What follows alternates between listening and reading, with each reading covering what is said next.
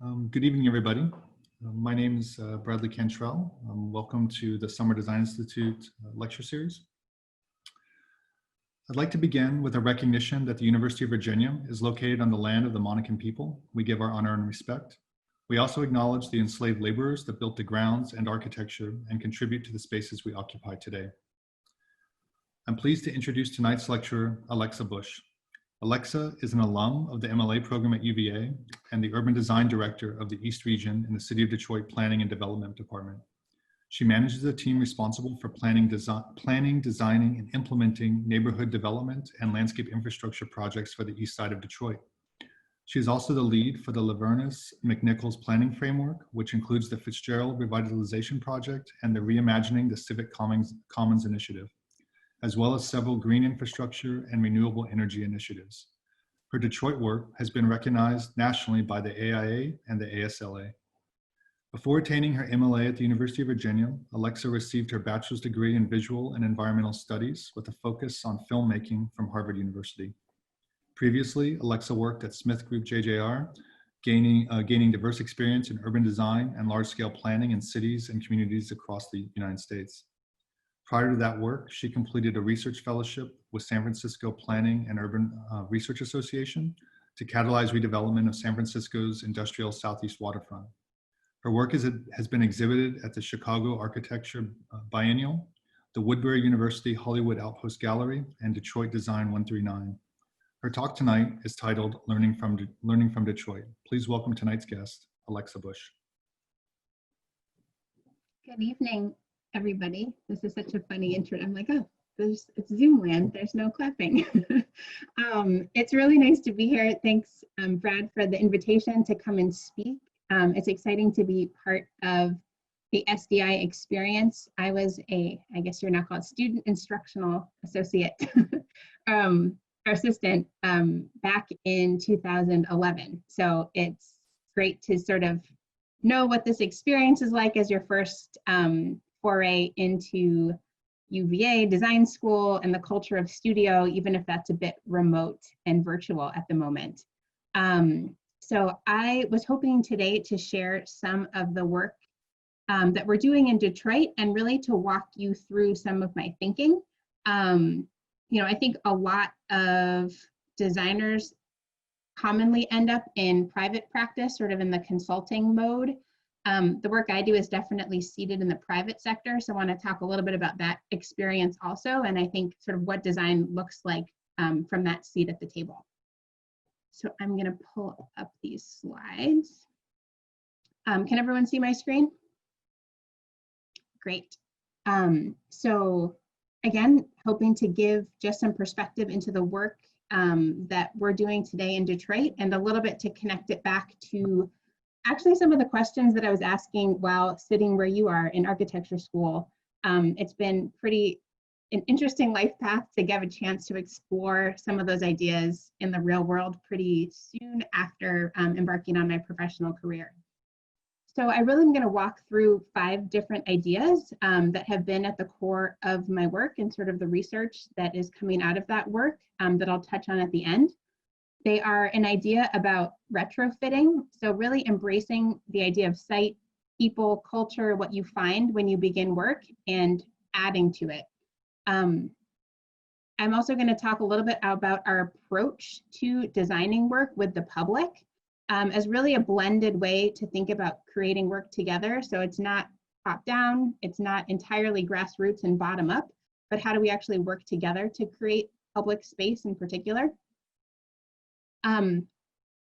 My background again is as a landscape architect, so I think I really approach planning through that lens. So I want to talk about an approach to urban planning that actually accommodates multiple futures instead of one fixed master plan, as they're often thought about.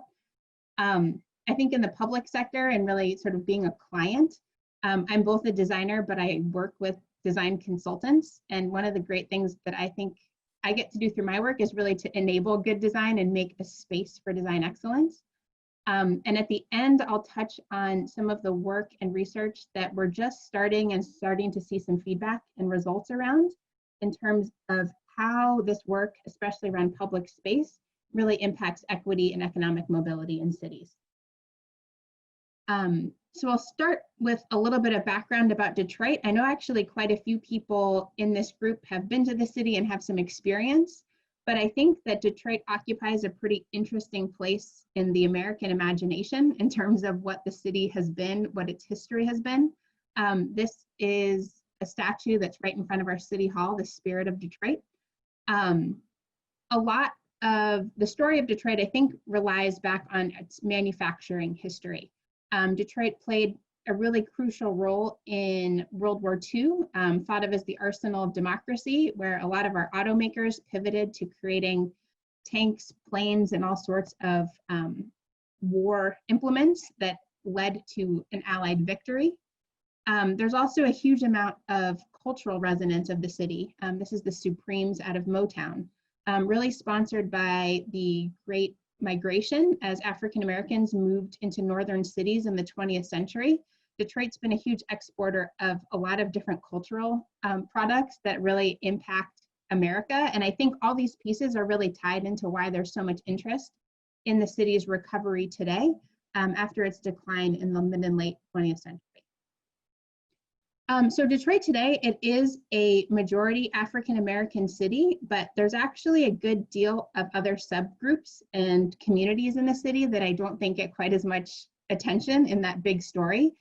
So I'm hoping to maybe, if nothing else, make your picture of what the city is a little bit more complicated and nuanced. There's a huge Arabic Christian population. There are Yemeni and Bangladeshi people. There are a lot of Central American and Mexican immigrants into the city.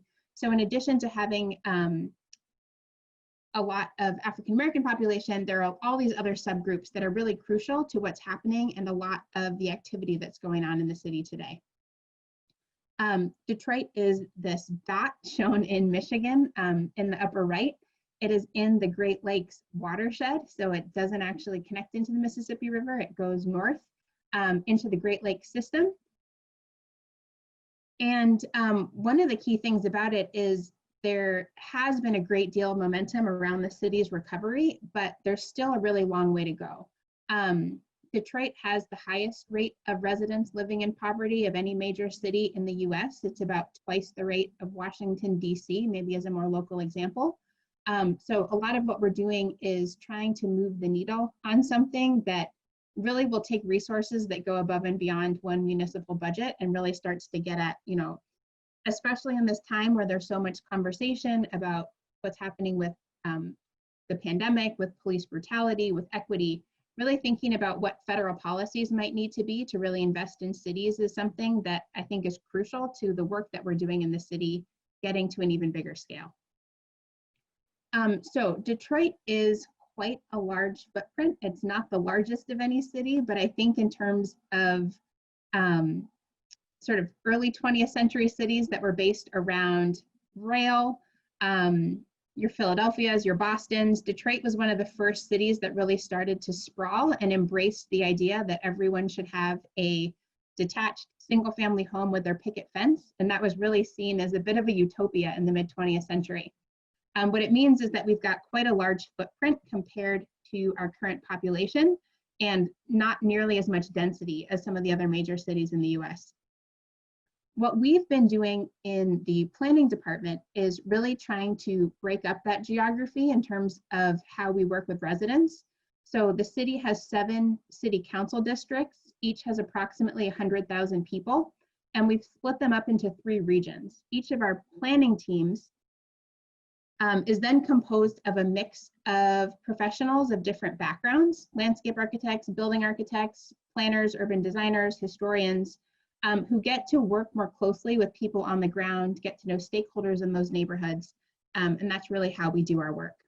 So one of the things that is most exciting for me is I get to lead a team of really young Black planners in the city. So we've tried really hard to recruit a department that's representative of the population of the city. It's pretty exciting to work with this group of folks every day to figure out how we chart a course forward for the city of Detroit. You can see a bit about their different backgrounds. Really, everyone's got a little bit of cross-training in multiple disciplines related to the fields in which we work and study. The core of what our team does, so we work in the East region, which were those districts 3 and 4 on the east side of the city, so the right side of the slides. What we're trying to do is, in addition to responding to residents or developers or people trying to do projects in the city, we are trying to proactively do neighborhood planning to spur greater economic recovery across neighborhoods. And that's backed up by about $250 million in capital investment. So it's a pretty exciting opportunity to really not make a plan that becomes a book and sits on a shelf, but really becomes a project that we start to build almost as soon as we finish some of our plans. And so a little bit about how I got here. Here on the left is my great-great-grandfather, who was part of that great migration to Detroit in the 20s from Alabama. My grandparents are on the right. All of them were lawyers and very interested in sort of the realities of housing in the city. I ended up, while at UVA, doing my master's thesis about the city. At that point in time, the city hadn't gone through as much recovery, but to me, it made a little bit more sense about what would happen in the greater downtown. You had all these amazing buildings. They could be adaptively reused. They could become housing. I think you're seeing a lot of that momentum already happen with the market. My interest had been, okay, well, great, but what do we do about all the neighborhoods? You know, what does recovery look like in a much more almost suburban fabric that doesn't have that same job center and population center?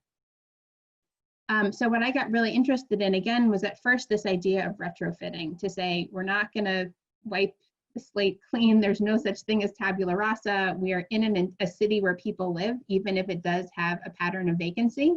How do we actually think about retrofitting? So bringing new things, bringing new systems, bringing new, in this case, sort of landscape types to take on the vacant land that is scattered throughout the neighborhoods and make them more productive and resilient. At that time, I think I was also pushing back against how I think a lot of our field had been looking at the city. Stalking Detroit was published in 2001 and really interested in the vacancy of the city. You've probably all seen images of our central station, which is a huge vacant rail depot. And it's sort of become this like Detroit as a bunch of vacant buildings narrative that's really gotten out there.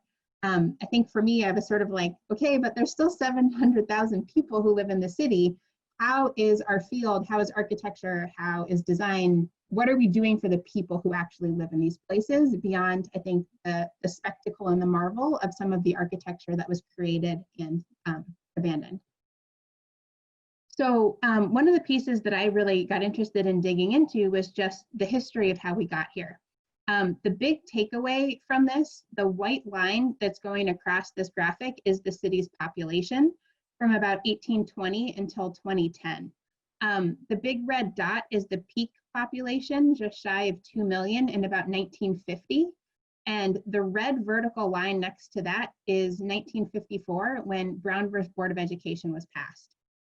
So there was a really interesting insight that I had at that point that, you know, the city that came to be, the city that filled out that footprint, was really done in a completely segregated time.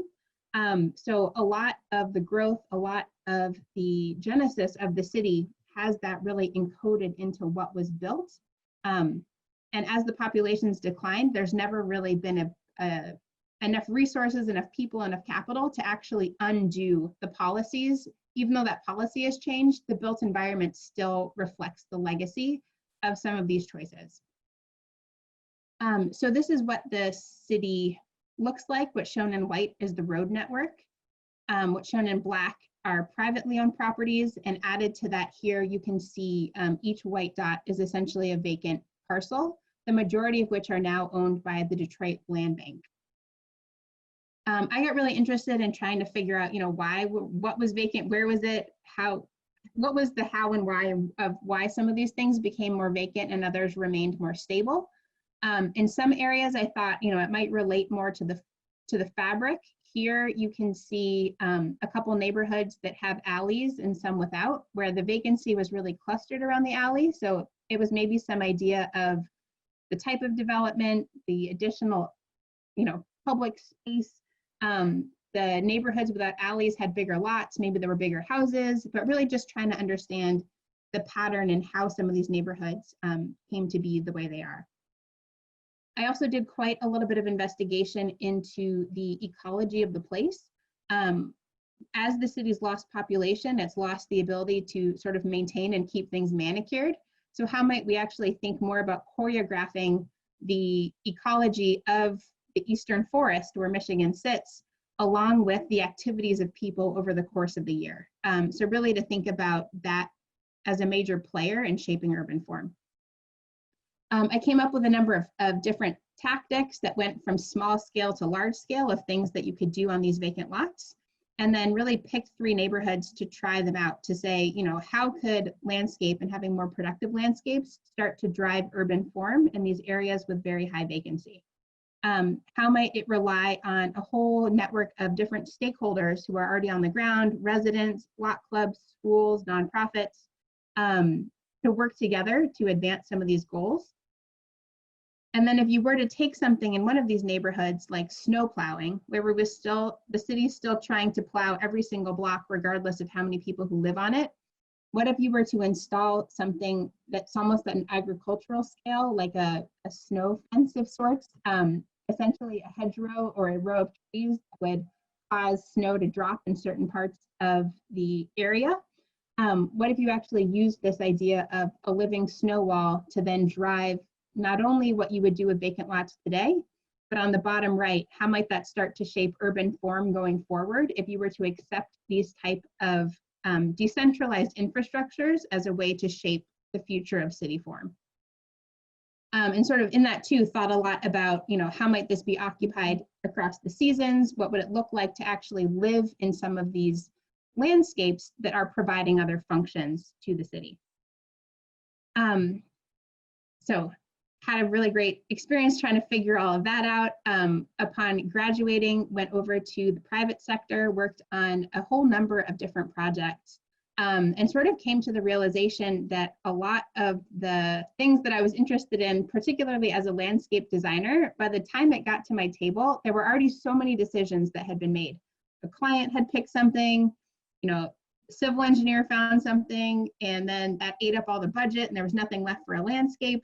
I really wanted to get further up the decision-making process than I felt like where I was able to get as a designer on the private sector side. So really wanted to get to the sense of orchestrating these projects, making some of those decisions. Around this time, I had enrolled in the real estate program at University of Michigan. And in sort of a stars align moment, another former faculty member at UVA, Maurice Cox, had been appointed to be the planning director of the city. He was actually the professor with whom I did SDI. So maybe that's another good tie in there, but basically got a phone call from Maurice who was like, hey, come join me. The city is going to be restarting. We're rethinking the planning department. And that was really sort of a right place, right time of how I ended up at the city. Essentially having a chance to work on neighborhoods and really put a lot of the ideas that I'd studied in my thesis into play as part of my everyday work. So, you know, what that looks like working for the city is really, again, to focus on an idea of an inclusive economic recovery. And for us, that's meant really putting public space at the heart of investment. So it's not just about buildings or units or, you know, square feet of retail. It's about trying to create intentional, walkable communities that people want to be. So I mentioned all these different areas of the city where we're trying to do these investments. I will talk about our project at Livernois McNichols, which was the first of these 10 districts where we started working. So really, this became the model by which we're now using in all of these other neighborhood plans. The planning area here is about 6.5 square miles. What's shown in dark blue are the publicly owned properties. It's a mix of structures and vacant lots. But this area had some of our most intact and strong neighborhoods. It had a number of different anchors, 2 universities, a major regional park. And it also had some of the strongest, sort of highest income neighborhoods in close proximity to some of our lowest income neighborhoods. So in the dark green is the Palmer Woods neighborhood, where the annual median household income is about $140,000 a year. In the Fitzgerald neighborhood that's in the blue square, they're about a tenth of that, so about $13,000 a year. So we saw not only a great need for sort of thinking about equity in this, but also we saw an opportunity to actually create abilities for there to be more social cohesion, to build social capital, and to think about, could we use public space to actually have people meet each other, get to know people outside of their networks, and allow there to be a mixed income community that really led to benefit for all. We also were really able to build off a number of unique assets that you don't necessarily see in the built environment, but I think they're critical to city building, which are a lot of the cultural assets, the programs, the bike clubs, the yoga programs that were run out of the park. These are really a lot of the pieces that I think kept people in the city. I think they're also the pieces as we think about design, as we think about the growth of the city, help create the types of authentic places and authentic culture that make Detroit, Detroit, and not something that maybe feels more generic or for someone else or not part of the history and legacy of the city. So what our plan really boiled down to in an essence is in this diagram. We picked 2 half-mile areas where we were really going to invest in the public street, in commercial corridors, and housing to create walkable districts. So trying again to retrofit this idea of more walkability and more bikeability on a urban fabric that was really focused on the automobile. So in addition to those 2 commercial nodes, we also did a project that we thought about neighborhood stabilization. So what do we do in these areas where we do have high concentrations of vacant structures and vacant homes? We did this in great consultation with the community, and I don't mean just sort of big, sad town hall meetings that you might be having in a basement where loud people are on the microphone. We really tried a whole bunch of ways to engage people, from, you know, setting up a grill and some tables in a vacant lot, to testing out different ideas with essentially washable paint, tempera paint, that we applied on the street as a way to test things out and try things with the community before capital improvements were to happen. On Livernois, which is one of the main streets, this is in that Avenue of Fashion district, which is adjacent to the wealthier neighborhoods. There was essentially a commercial corridor that had some great shops and businesses going for it, but in the center of the street was a 24-foot highway median, for lack of a better word. So all of the space of the street was sort of in the middle, separated by cars, and there was almost no space for people to actually create and support the businesses that we were trying to support there.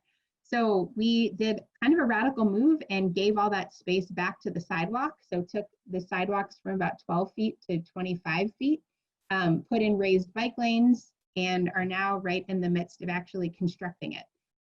So we are excited to open this up for all of the heat that we took from some people who were really concerned about us taking away space for cars.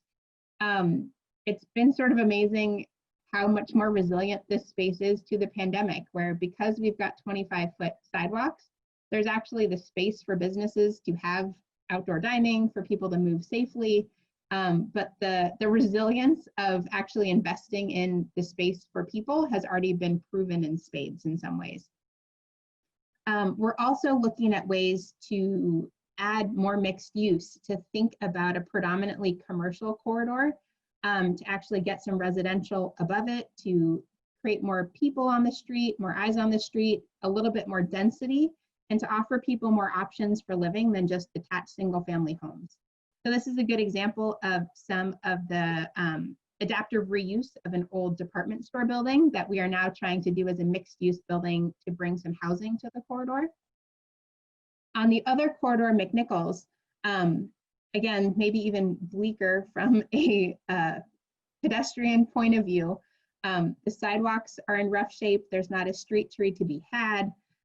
It's really not a good environment to be on when you're on foot. It's very undignified environment if you're trying to catch a bus and you've got cars flying by at, we've clocked about 50 miles an hour in a 25-mile-an-hour street. So it really becomes a barrier to people being able to get to the corridor and to other neighborhoods. So again, we're really trying to think about these as a more complete street as a place that offers space for people on foot, for people on the bus, for people on a bike to be able to use the street in a more balanced way across them. And we have this project under construction this year. We're also looking at activating the commercial corridor. So this is right along that same street on 6 Mile or McNichols Street. We decided that we really wanted to put a stake in the ground to say, if we're out here doing all this redevelopment work and trying to attract businesses to these commercial corridors, why don't we actually create a hub that we can work out of ourselves? So rather than the city being operating out of downtown and our nonprofit partners being scattered all around, we've created essentially a community design center where all the different actors who are working on this project have space. It is the headquarters of 2 of the nonprofit groups. And rather than have to attend a community meeting, it's really a place where any time of day, if you live in the neighborhood and you wanted to know what was happening, you could really drop in and find out about projects going on in your neighborhood. This opened last year. It's been incredibly successful. It's currently closed just due to the pandemic. But it's been a really impactful way, I think, to help spur the development that we're looking to do on the corridor by being another place to create the foot traffic that supports something like Detroit Sip, which is the coffee shop next door, a new entrepreneur. It's really trying to create that ecosystem of people and users on the street that support the further rehab and activation of buildings along the corridor. When we get into the neighborhoods, this is really what it looks like on the ground. So what's shown in green are vacant parcels that have been demolished and cleared of structure. And what's shown in blue are vacant houses. What we were trying to do here was to transform every vacant property within this neighborhood and try and come up with a model for how we could do this, because this condition where about 40% of the properties are held by the city is not uncommon across Detroit. This did involve a lot of connection with residents. So one of the things we asked was just how long had people been living in the neighborhood? And I think we got the answer to something that probably we could intuit. So most of the people in the neighborhood had either been there for more than 30 years or less than 5. And to us, that really just spoke to the impact of the Great Recession and sort of what that did to folks who had a 30-year mortgage. They were essentially no longer in the neighborhood. And we had this big gap between people who had recently moved back and might be a renter, people who'd owned their properties outright and not had a mortgage. But I think it sort of demonstrated to us how impactful this most recent recession was in sort of what its impact on the city. We also were able to understand a little bit more the pattern of sort of where did people stay and where did people go. A lot of these clusters we learned are actually family units. So you might have, you know, my brother's across the street, my mom's 2 doors down, my cousin's kitty corner. A lot of people who really stayed had stayed in these family units, and that was sort of a stickiness to their being in the city, and it actually was sort of the underlying factor to what might seem like a random pattern of vacancy. There's actually a whole lot of social systems and reasons why some of these clusters remained intact. So together with the residents, we designed this plan that came up with a future for every single parcel in the neighborhood. This had been a 100% residential subdivision. Every single parcel had a house. We made the idea that, you know, it probably should have had some public space in it. So we've created a new city park and greenway at the center and created a number of different landscape uses that could happen on the lots. And rather than try and infill or build new construction, our goal was to try and rehab and reoccupy as many of those vacant homes as possible. So what that looked like on the ground was really to say, you know, we want a neighborhood that feels cared for, that feels intentional without us necessarily building another new single family home. It also had to be flexible. So that could work in our current market, but it could also accommodate if there was, you know, more market pressure, more people wanted to live here. Some of these meadow lots or other more passive lots could then become future sites for constructing new homes. So the plan really didn't have one set outcome. It was trying to set up a framework for how this neighborhood could grow and improve that didn't rely on, you know, the market improves this much or we have to sell this many units for the project to work. This is really layering, again, a whole bunch of different funding sources, entities, and actors. I think when you think about a neighborhood from a resident perspective, it's all continuous, right? It's the place I live, there's my coffee shop, here's where I live. When it comes to the city, there's like 9,000 different entities that touch on all those different pieces. There's a public works department who does roads, there's a forestry department who manages the street trees. And I think for me, one of the design challenges is actually trying to get all these people together and using a geography as a way to force that issue and get us to the point of thinking about this from more of a human or a neighborhood-centered approach than rather through the lens of I'm the parks department or I am the streets department. It's also an incredibly messy design challenge in terms of thinking about how we fund this. Detroit's recently come out of bankruptcy. We are funding things with a mix of, city funds, federal dollars we get, private philanthropy. There's actually a whole design challenge just to choreographing how to fund something like this. And I think this, for me as a designer, was where, I'm working on a project. By the time it got to me, this was too complicated and there was no funding available for my project. One of the things that I get to do in the public sector is sort of design the system by which we can still fund great public space and great design by actually getting into the politics and the economics of how does funding work and how does it flow through a project. This has enabled us to do things that do cross those boundaries. So to address problems in a city grid, we took a number of vacant properties and have actually converted them into a new non-motorized trail. So there's sort of a continuousness between a vacant lot, an alley, a street, in terms of creating a new place for people, for cyclists, that also doubles as a traffic calming measure. So we raised the crosswalks up to curb height. So they essentially function as a speed bump to slow down traffic on these long blocks and really prioritize people on foot.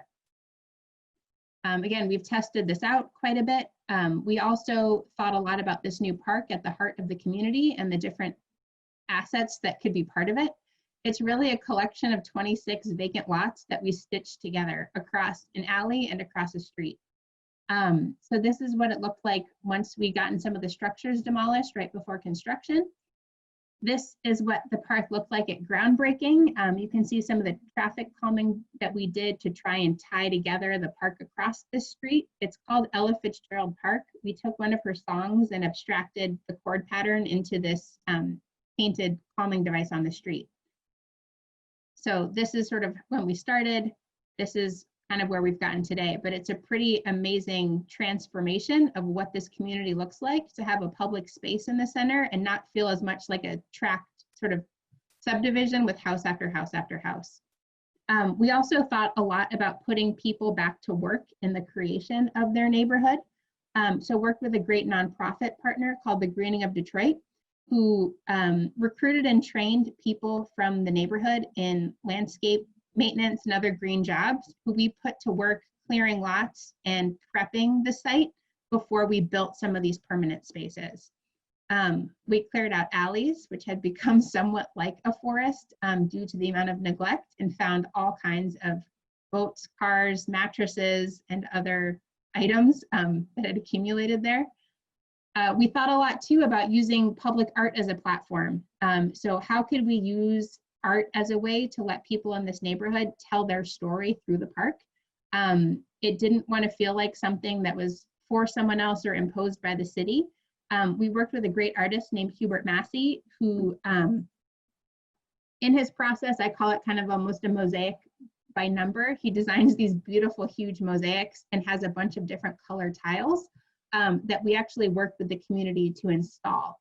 So I think it really changed the relationship between residents in the park that have a physical hand in the building of this place. I think it's something that as designers we've become accustomed to, is actually that connection of building, creation, and ownership. I think when we can let the public in on that, it's a pretty powerful way to build stewardship and ownership over our shared places.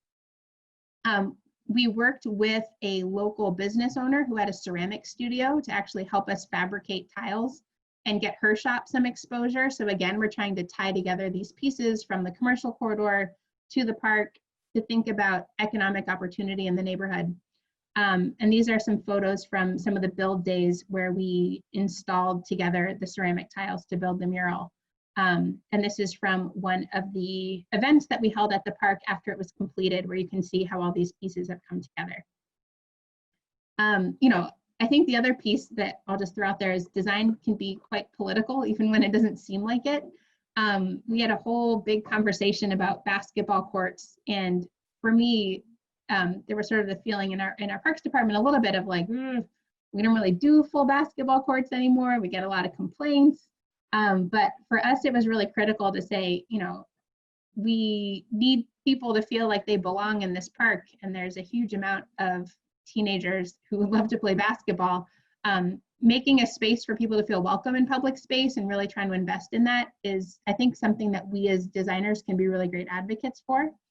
And just thinking about giving our youth an opportunity to have a place to try things, to explore, to not necessarily just have a plastic playground, but to have places where they can really stretch their limits is something that I think it's always worth trying to push for and advocate for.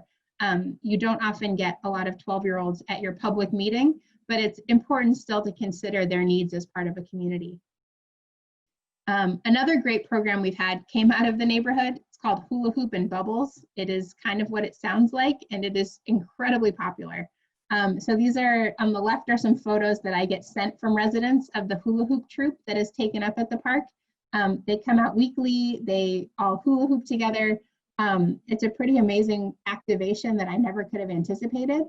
I think the other reason when we knew we were successful is in the bottom right. I was driving through the neighborhood at one point and I saw the giant bounce house, like stopped, parked, was like, what's going on? And they're like, oh, it's so-and-so's 5th birthday party. And I was like, we did it, we did it. People love the park, it's theirs. When you get the bounce house, I think is a good sign of success that people feel some ownership over this place and are now incorporating it into their life. We think a lot about also the seasons, right? So we're in Michigan. We've been programming the park to activate it at night and in the snow. That looks like fire, that looks like s'mores. We had a coat drive. And I think what was really telling here is in that one of the first diagrams I showed you showed the different neighborhoods and the different income levels. This event, we drew people from across all of those neighborhoods. So one of my colleagues remarked like, hey, we have people like hanging out in Fitzgerald at night. Like that would have been utterly unthinkable before this project. And what's been really great about one of the grants that we received to do the work called Reimagining the Civic Commons, we've been able to gather a lot of data that sort of backs up some of these anecdotes that we're hearing. So we've been paying residents to go do a lot of data collection for us. Some of this looks like door-to-door surveys, some of it's pedestrian counts, but we've been able to generate a whole bunch of data that sort of makes the case in quantitative terms for some of the work that we're doing. So we're able to talk about how this investment has changed how people use parks and streets, how it changes people's perceptions of safety, whether they feel safe there in the day or at night. Additionally, how people think about the future of the neighborhood. Is it moving in the right direction? Is it a place that they want to stay? We are right in the midst of collecting that data. We'll do our final collection in 2021. So this is where I'm really excited to be able to make the case and really talk about the impact that some of these investments have had, not only in the physical change to the neighborhood, but really to the social capital and some of the other equity components of what does recovery mean in neighborhoods. The last couple pieces I'll touch on just relate a little bit more to sort of where some of that research is going. It's very in the works. So please feel free to ask me a lot of questions. I definitely don't have all the answers yet. But one of the things we've been thinking a lot about, particularly with the pandemic, has been the relationship between the built environment and health. So we've been thinking about the social determinants of health framework. I think a lot of these things were very implicit in how we thought about community building, how we thought about planning. But in going through this, we were highlighting, a lot of the different ways that the built environment actually integrates and connects across these different factors that drive health.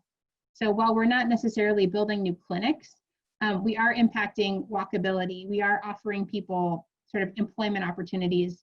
And I think it's just really causing us to really be more explicit and thoughtful about how this work in cities, in neighborhoods, with buildings, with landscapes, can be part of what we need to do to create a more resilient community. The other piece to this, this is The Color of Law. It came out in 2017 and really gets into the history of some of the policies the federal policies and how they've shaped our cities through the history of redlining and the history of how investments were made. Again, this touches back on, I think one of the insights that I'd been thinking about during my thesis about, all of Detroit's build out happened during segregation. How have some of these policies, how are they continuing to have their effect? How are we still living in that legacy? I think that book is a really great resource of articulating a lot of things about the history of the built environment that don't always get touched on in our history class.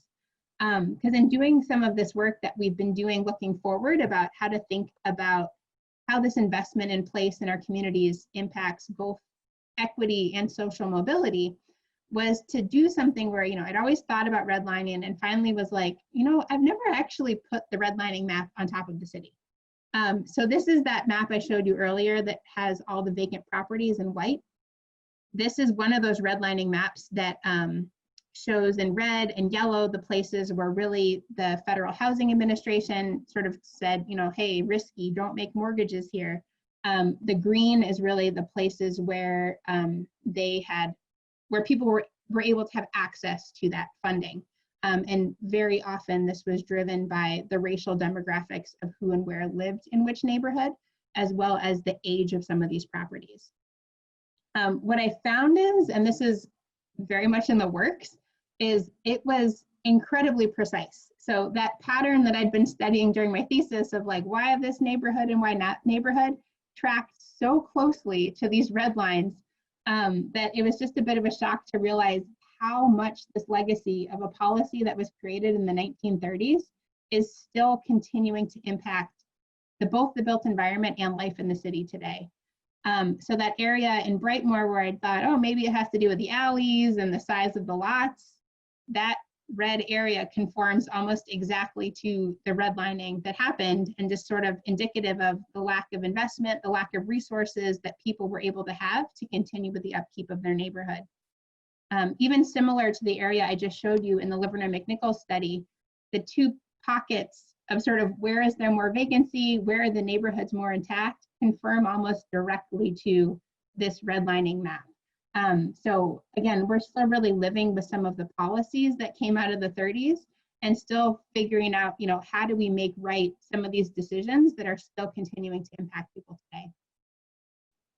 So again, all those red marks, I think that I'd been curious about in my thesis, it's been really eye-opening to think about, as there's more information, as the history is becoming more and more apparent, to actually see that play out on the ground today is where a lot of the research and study around some of these metrics, where we're hoping to go going forward. So I will stop there. I wanted to leave some good time for any questions or feedback, but hoping to leave you with a little bit more nuanced of a picture of what's happening on the ground in Detroit, and always thankful to work in a city that is so resilient in the face of many obstacles. So thank you very much. Thank you, Alexa. That's great. So we can take questions, as we've been doing in the chat, or can also feel free to just speak up. Do we have questions for Alexa right from the start? Oh, okay. Thanks, Alexa. That was a really wonderful presentation of the work you've been doing, and I love the way you're framing the research. And I guess it's just kind of a question related to your skills as a designer, and the way that you're kind of applying those in the work you do now. And And I think it was great to end on that last bit of research and relationship between the redlining and what you're seeing today as the consequence of that. So I guess as you're thinking about this research that you're doing for the city, I guess I'd ask how much of it are things that you're kind of, you know, investigating through text and through historical documents and things like that, and then how much of what you're discovering is really coming out through the process of what you're drawing and visualizing. I mean, what is the relationship between those two processes in your work, and how does it kind of balance out and manifest?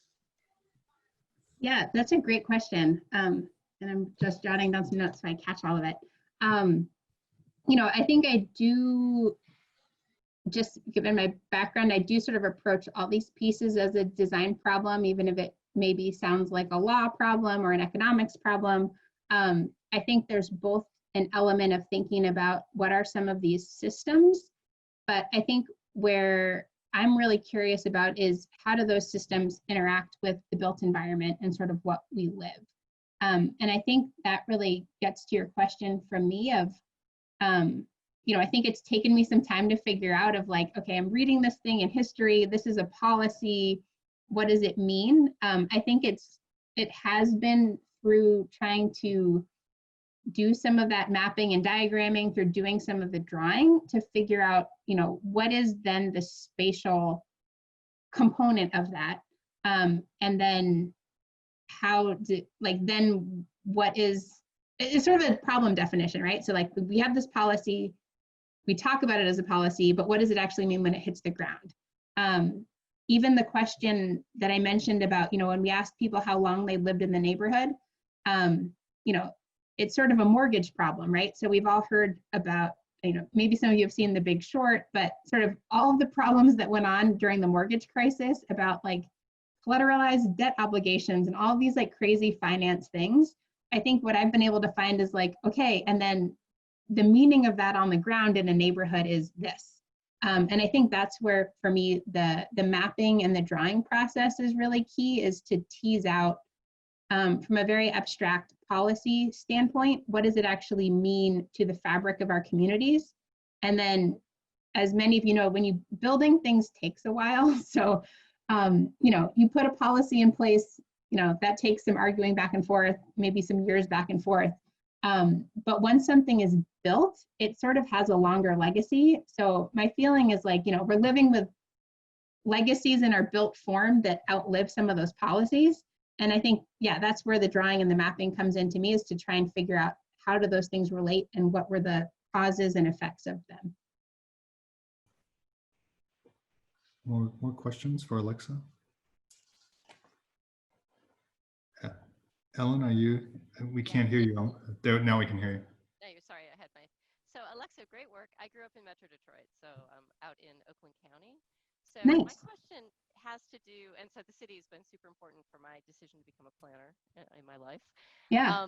I'm curious about how you worked with the institutions that were there. So U of D is there, Mercy, not so far away actually is Wayne. So I'm wondering, to what extent is the city engaged with them? And then the second question really has to do with, you know, Palmer Park and Palmer Woods as some of the most stable spaces in the city. Did you have NIMBYism? Because you talked about the remarkable aspect that people were in the park together and they were in the park at night. But it used to be that in Palmer Woods, right, they had their own police force because they were so out of the city. And so if you could talk a bit about that dynamic, I think that would be super interesting also. Thanks. Yeah, absolutely. So yes, we are working with a number of universities in particular. Just given the geographic focus in this community, we did work closely with both University of Detroit Mercy and Marygrove College. I think some of those pop-ups, we tried to really actively engage students in a different way to actually come outside the campus. University of Detroit Mercy in particular has a student body that is much more suburban and outside the city and are a bit more of a walled campus. Marygrove traditionally has had a lot more Detroit students as part of its student body, so that relationship is quite different. But a lot of it, I think, is trying to deal with some of the the fear of Detroit between the suburbs and the city, where, you know, our impression is a lot of the administration's impression that they tell us is that, you know, a lot of the parents, you know, are seeing the evening news, like a terrible thing happens in Detroit and it's all bad. And so we're sort of fighting against that whole narrative as well. So what we've really tried to do with the administration and students is to create more of an authentic relationship between them and their neighbors that I think used to exist more in the past than it has more recently. Wayne State and some of our other universities they're probably further along in that thinking. Wayne State is much more porous in terms of where the campus ends and where the city begins. And I think a lot of the resurgence around Wayne State has been the city and the university rising together. So we've been trying to make a similar argument with Detroit Mercy to say, like, hey, look a couple miles toward downtown, and like Wayne State's actually seeing more student enrollment because they're in the city than seeing the city as a liability. So we're definitely continuing those conversations. In terms of Palmer Park, which was your other question, yes.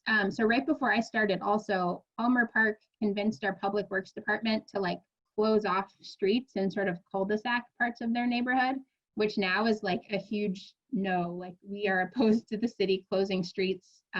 It's just not what we're doing. But kind of they got there before this mayor administration, so it is what it is. You know, I think people in Palmer are excited to see investment coming to neighborhoods around them. There are a number of folks from Palmer who actually were part of that mural building process and have really hung around with the work that's going on in Fitzgerald. What I found really interesting in some of the conversations, because there is sometimes a lot of anxiety about like, okay, you're investing in a neighborhood, does that mean displacement? What does that look like? I think a lot of people in Fitzgerald were like, please invest in our neighborhood. We have been wanting investment for decades. It's interesting that some of the folks in Palmer are more like, wait, you're gonna gentrify the neighborhood. And we're like, wait, what? So there are, you know, there's a lot of different viewpoints. There's a lot of dynamics there. But I do think, you know, there are a lot more people in Palmer who have become much more open about their role in the city. I think that there are quite a number of city staff that I know who probably in the last 10 years have moved to the neighborhood. So I think the culture has changed somewhat in terms of how Palmer interacts with other neighborhoods around it in the city. I have a question. Thank you so much, Alexa. That was really great. I was wondering what policies do you use to stop gentrification, or like how do you prevent it and make sure that it stays like, yeah. Yeah. So there's a couple things. So in our case here, I think gentrification is just a tricky word because it can mean a lot of different things to a lot of different people. So one of the things that I think is really important is to do some problem definition of what change are people most afraid of and what change might have the most adverse impact on vulnerable people, right?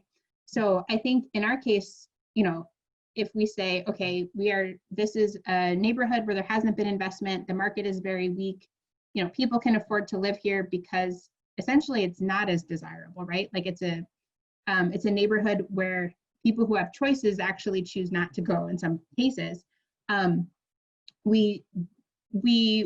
I think the fear that we would have is, okay, well, we don't want investment to create displacement. And if that is what the challenge is, there are a whole number of different policies that we can use to prevent displacement.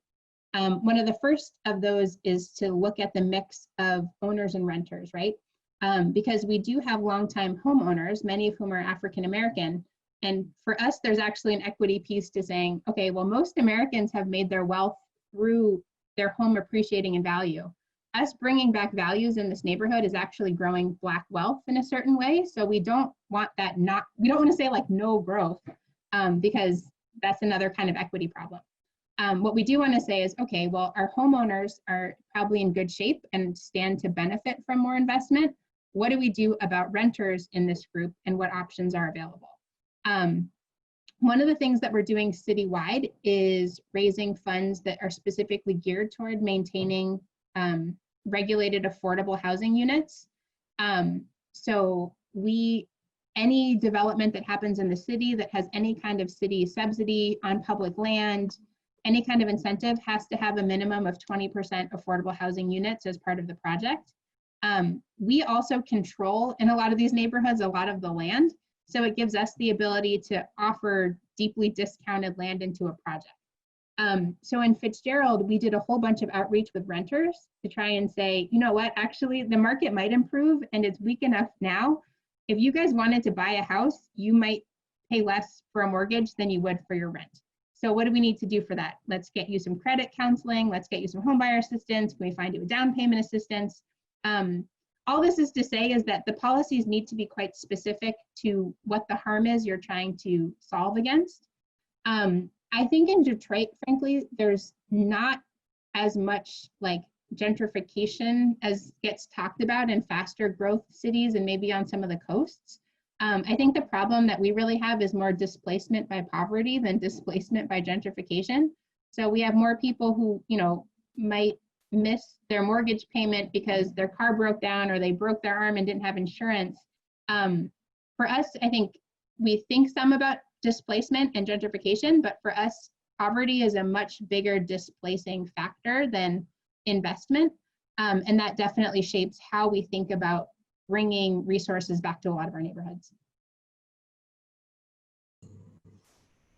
Great. I think Lucia had her hand up, or Robin is unmuted.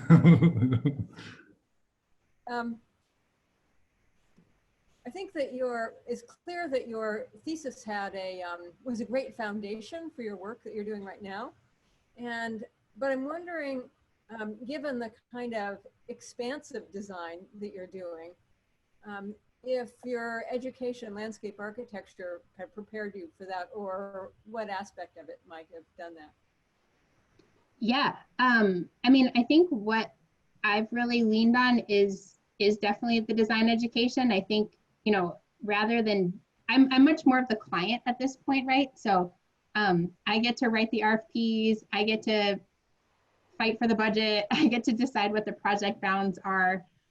So having been a designer and a consultant really informed that, because I'm sort of like, all right, I'm gonna write the RFP that I always wanted to get as a designer, and now I get to do that because I'm the client. So all of those experience, like my private sector experience as well, I think has been a great asset. And yeah, it is a lot of fun to be a client who has other designers. I showed a lot of work. Some was done by Spack and McNichols, some by Hamilton Anderson. We work with a lot of different design firms in our office. And I think it's a really different relationship when we're like, no, bring back that section. Like, what is the dimension? Like, designers aren't actually used to us like being in their designs, and they're like, wait, no, we're designing, you're the client. And I'm like, no, we're gonna do this together. It's been kind of a fun and interesting relationship. I think some designers really appreciate that they have a very informed client, and some are like, oh God, get out of here. But it's a lot of fun. Great. Robin? Well, I didn't have a question. I just wanted to say it's amazing to see you and to see what you've done with your incredible intelligence. It was clear when you were here. And so thank you for a stunning lecture. Well, thank you, Robin. That's very kind.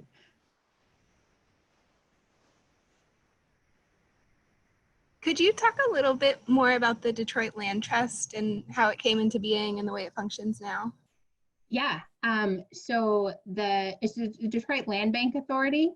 I believe it was in 2012 that the city stood up a land bank. What it essentially is a government agency that's allowed to receive, acquire, sell, and hold land on behalf of the public. Its jurisdiction for us is in the city of Detroit. Prior to that, one of the challenges was that there was all this vacant land and it sat in like 9 or 10 different people's hands. Some was still sitting in a bank that had come through foreclosure. Some was at the county, some was with the city. So the type of work that we're doing wouldn't have been possible because we didn't actually have site control over all of the land. There was some legislation that really started out of Flint, Michigan, that enabled land banks to exist within the state. And it's really since about 2012 that they've been stood up. Ours really kind of took off in 2014, 2015. Essentially, they, between the county, the city, and a number of other actors, basically everyone decided, okay, we're going to stand up the land bank. All this publicly held land that sits in all these places is going to get moved over to their jurisdiction. They're like a quasi-government, so they technically have their own board, but they work at the direction of the mayor and the city and city council. They can hold land, like we can do a plan and they can then, so with this project, right, like there was 50 lots that basically from the land bank had to get transferred back to the city. There was like 200 lots that we put out an RFP for development partners to help us rehab the homes and do some of the landscape transformations. That now there's a development agreement between a private developer and the land bank to do that project, but it's driven by the city's plan for what has to happen. Our land bank has a number of other programs. They have an auction program where they sell structures. They have an Own It Now program. They sell vacant lots through a number of programs.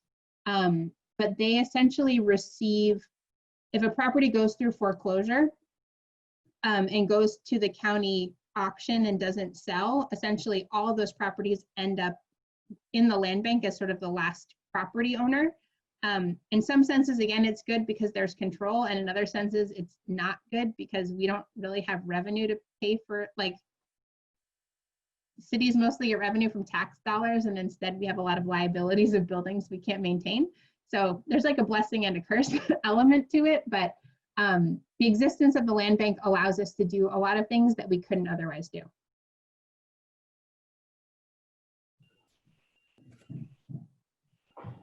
Other questions for Alexa? Well, thank you.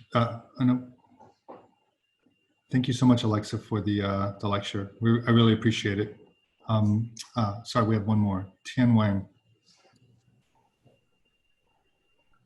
Hi, Alexa. Thank you for the wonderful lecture. I think it's a really good project. I just have one question about the project because I see most people in this project are younger generation, and in most post-industry cities, actually the senior population is the biggest problem, and which causes the senior well-being and medical care always become the largest part of the urban planning consideration. I just wondering what's special about Detroit, and yes, just general question. Yeah, so I mean, demographically, there are definitely a fair number of seniors in the homes. I think because of, you know, the fact that a lot of the people in the neighborhood have lived there for more than 30 years, we do have a pretty significant group of people who, yeah, they're technically senior population. You know, one of the challenges that we have been working on is the fact that most of them continue to live in a single family detached home, which may or may not be a good fit for them at that point, right? It might have stairs, it might have a bathroom that's not accessible.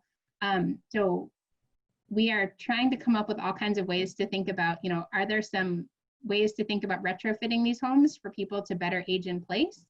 The project I mentioned where we have that department store that we're doing as an adaptive reuse is another way we're trying to think about it. Is we're trying to diversify the housing types that are available in the neighborhoods. So to actually offer flats, apartments, and other types of housing where people wouldn't have to like move away from the neighborhood, but could move into a flat and not have to worry about maintaining their yard or anything like that. So I don't think we have something that comprehensively deals at the scale of that challenge that we will face. But we are trying to think about how to offer people more options that are more suited to their needs while still remaining in the community. If that answers that question.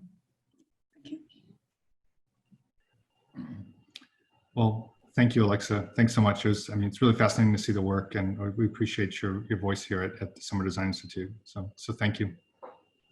Yeah, thanks for the invitation. Good luck with this summer, you guys. It's a wild ride, but have lots of fun. I think we're having fun. All right. Thanks so much. All right. Take care. Bye.